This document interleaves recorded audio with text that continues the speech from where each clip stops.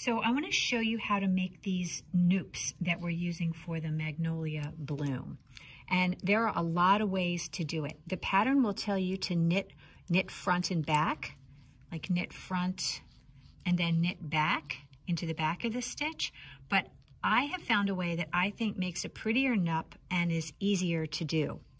And this special trick, in addition to doing the yarn over, is to hold a crochet hook with your needle.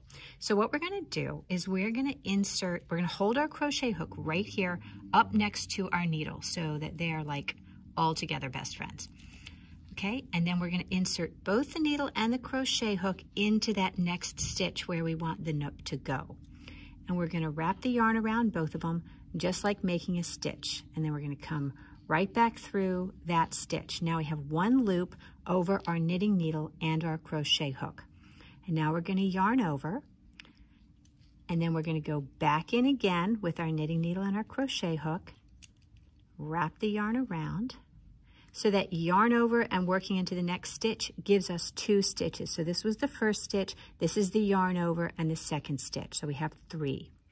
Now we're going to yarn over and go back in with our knitting needle and our crochet hook. And that's going to give us 5. 1, 2, 3, 4, 5. Yarn over and back through that stitch again with both the knitting needle and the crochet hook. And make that stitch. Okay, so now we have 7 loops on our knitting needle and our crochet hook, and we're just going to drop that stitch off of our needle. Now, one of the things that makes working a Nupp hard is at this point you're supposed to work those stitches together with a knitting needle.